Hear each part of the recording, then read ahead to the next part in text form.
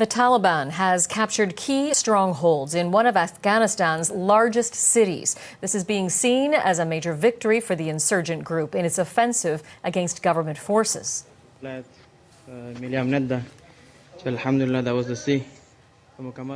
This video, provided to journalists by the Taliban, purportedly shows a captured government building in the northeastern Afghan city of Kunduz. More than 250,000 people live there, and there are fears it could fall to the Taliban entirely. Since U.S.-led foreign troops began leaving Afghanistan earlier this year, fighting between the Taliban and Afghan forces has escalated significantly. With more on that, we're joined now by freelance reporter Bilal Sarwari. He is in Kabul. Thank you for your time today. Can you walk us through what happened in the seizure of Kunduz earlier today? Well, we saw the fall of Kunduz city, with the Taliban basically taking over most of the government buildings, including the governor's office. Then we saw special forces fighting against the Taliban in some parts of the city. Then we saw the fall of Taliban city, the capital of Takhar province next door, and the fall of Saripul province as well in northern Afghanistan. So the spillover impact of these provinces now means that Mazar-e-Sharif, the biggest city in northern Afghanistan on the border with Uzbekistan, also a major trading hub, is under a massive threat. It has to be said that these cities were surrounded for quite some time by the Taliban.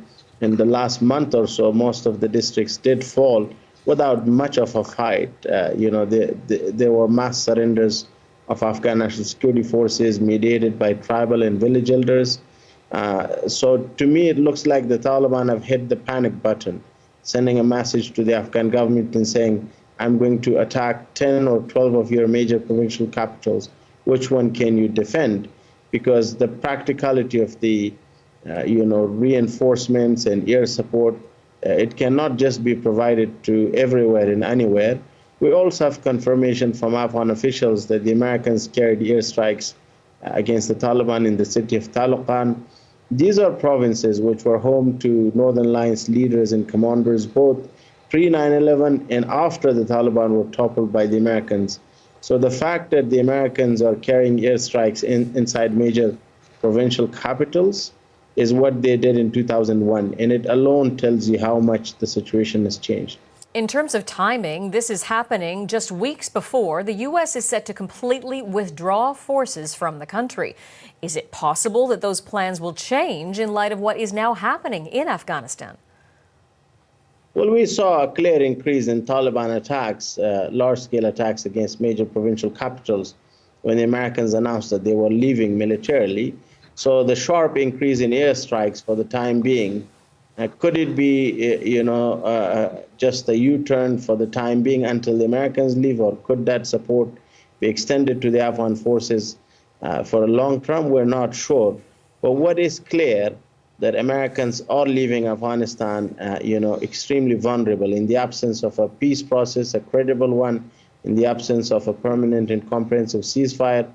When the Americans started talking to the Taliban in Doha, it is that they promised the Afghan government that there would be meaningful peace talks, that, if you release 6,000 Taliban leaders and commanders, it will lead to a comprehensive permanent ceasefire. That has not happened.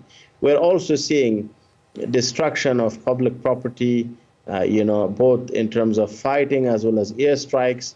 In a place like Kunduz, farmers should have been harvesting melons and watermelons, and businessmen who have invested millions of dollars lost everything. So from a farmer to a businessman to an ordinary Afghan, everyone is suffering. And according to Afghanistan's Independent Human Rights Commission, close to 1 million Afghans have been forced to leave their homes. Now they are living in the open, they need shelter, they need food. This is still, amidst the corona pandemic. And for Afghans, for ordinary Afghans, the suffering is unbearable. We were speaking to people in Kunduz city, including doctors. They said more than 100 civilians have been killed, with a lot of the dead bodies on the streets and inside homes. So you can imagine the type of pain and suffering that this new wave of Taliban attacks against major provincial capital is inflicting on Afghanistan.